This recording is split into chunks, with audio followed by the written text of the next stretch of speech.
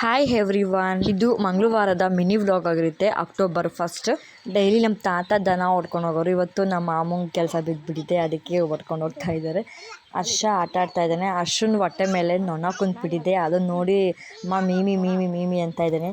ಹೊಟ್ಟೆನೇ ಅಲ್ಲಾಡ್ಸ್ತವನೆ. ಅದನ್ನು ಓಡಿಸು ಅಂತಂದರೆ ಹೊಟ್ಟೆನೇ ಅಲ್ಲಾಡ್ಸ್ತವನೆ.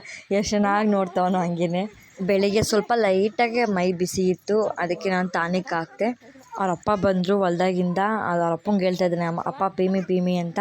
ಮಧ್ಯಾಹ್ನ ಚೆನ್ನಾಗಿ ಆಡ್ಕೊತಿದ್ದ. ಅದು ಯಾಕೋ ಇನ್ಕೊತ್ತು ನೈಟ್ ಫುಲ್ ಜ್ವರ ಬಂತು. ನಾನು ಟಾನಿಕ್ಕು ಹಾಕ್ತೆ, ಮಾತ್ರೆನೂ ಹಾಕ್ತೆ. ಅದು ಯಾಕೆ ಅಷ್ಟೊಂದು ಜ್ವರ ಬಂತು ಗೊತ್ತಾಗಲಿಲ್ಲ. ತಣ್ಣೀರು ಬಟ್ಟೆ ಮಾಡಿ ಎಲ್ಲ ಒರೆಸ್ದೆ, ಮತ್ತೆ ನಿಲ್ಲಿಲ್ಲ ಜ್ವರ ಅಂತೂ. ಜ್ವರ ಜಾಸ್ತಿ ಇತ್ತಲ್ಲ, ನಾನು ಅವರಪ್ಪ ಇನ್ನೂ ಎದ್ದಿದ್ವಿ, ಮಲಗಿರಲಿಲ್ಲ. ಮಾತಾಡ್ತಾ ಇದ್ವಿ, ಬೆಳಗ್ಗೆ ಹೋಗೋಣ, ಇಷ್ಟೊಂದು ಜ್ವರ ಐತಲ್ಲ, ಹಿಂಗೆ ಇದ್ರೆ ಹೋಗೋಣ ಅಂತ ಮಾತಾಡ್ತಾ ಇದ್ವಿ. ಯಾಕೋ ಪದೇ ಪದೇ ನಿಂತ್ಬೀಳೋನು. ನಾನು ಅದಕ್ಕೆ ಯಾಕೆ ಅಂತ ಅವನನ್ನೇ ನೋಡ್ತಿದ್ದೆ. ಕೈ ಕಾಲೆಲ್ಲ ಮುದ್ದಾಡ್ತಿದ್ದ. ಅದಕ್ಕೆ ಅವ್ರ ಅಪ್ಪನ ಎಬ್ಬರಿಸ್ದೆ. ಅವ್ರ ಅಪ್ಪನ ಇನ್ನೂ ಎದ್ದಿದ್ದು. ಎತ್ಕೊಬಿಟ್ರು ಬೇಗ. ನಾನು ಎತ್ಕೊ ಅಂದರೆ ಎತ್ಕೊಂಡು